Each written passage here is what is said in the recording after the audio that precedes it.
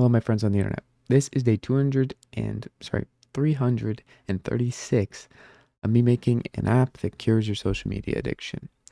I initially made this for myself, and I've been making it for almost a year now. So let me show you how it works and what I've been working on lately. First things first.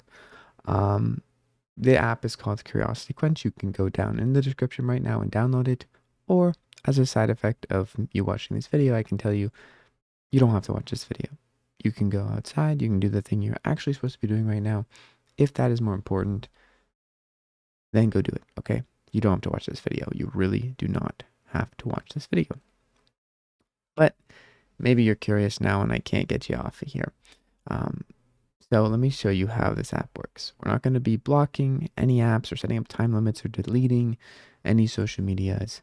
What we're going to be doing is a bit different than what you may have heard before. First, things like meditation and blocking the apps, these are solutions. Meditation is probably a better solution, but they don't really seem that interesting. However, what I'm trying to do here is to make you have something better to do than scroll on your phone.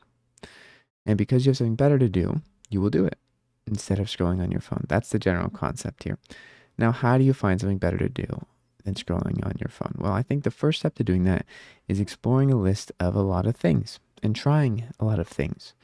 First off, this list is 1,000 different things, and we're going to pick something that we're interested in and save it to our list. The key here is that you have to be really interested in this thing, genuinely curious, wanting to learn more, and wanting to actually participate in doing that thing. So don't save it to your list if you're not interested and genuinely intellectually curious, okay? That's a very key part of this. Once you have some things you're really curious about, things you actually think you want to dive deeper into, you can then swipe right on these things. Let's swipe right on dumpster diving. So now that we are turning into our raccoon, we will see that we have a plan here to actually do things that we want to do.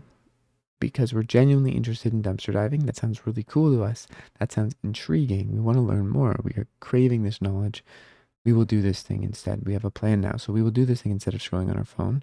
And we will even be able to watch content to help us understand how to do it, curated content for each step, and check off the steps as we go. By the end of the plan, some of them are only 6 steps, some of them are 7, some are 8, some are 9. We will have done the thing.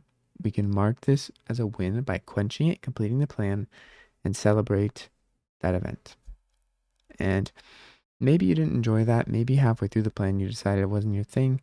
That's fine. Go try something else. Save it to your list and try things and do things rather than scrolling on your phone. That's the main concept here. Because if you ended up blocking the app, setting up time limits, those things can help, but they don't really solve the problem that you don't have anything better to do. So this is what we're trying to get ahead of. We're trying to solve the fact that a lot of the time you think scrolling is the best thing to do, and it's probably not. And you know that somewhere deep down. That's why you're watching this video, but you don't know where to start. And this, I think, is a great place to start. Another place, as I mentioned earlier, is meditation, but most people put that off. At least give this a try.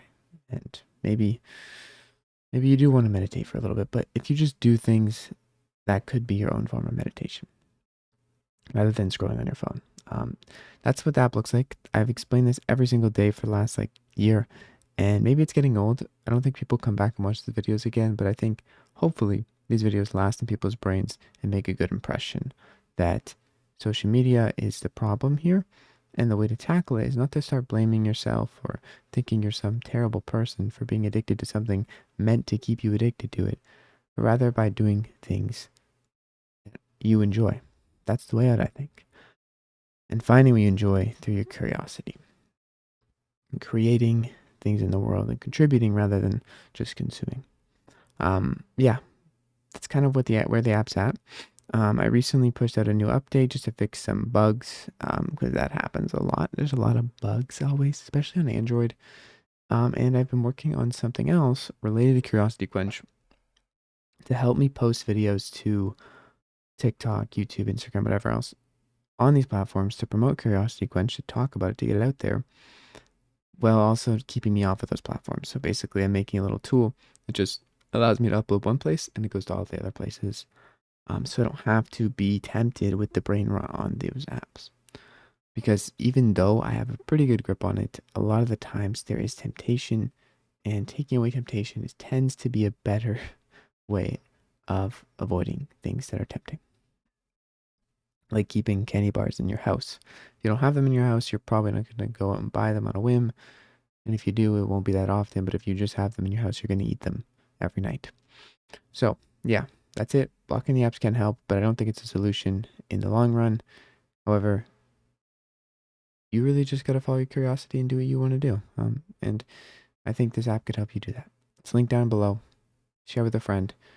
And I love you. Take care. This is day 336 of me making a cure to get you off your phone with a phone app. Okay, bye.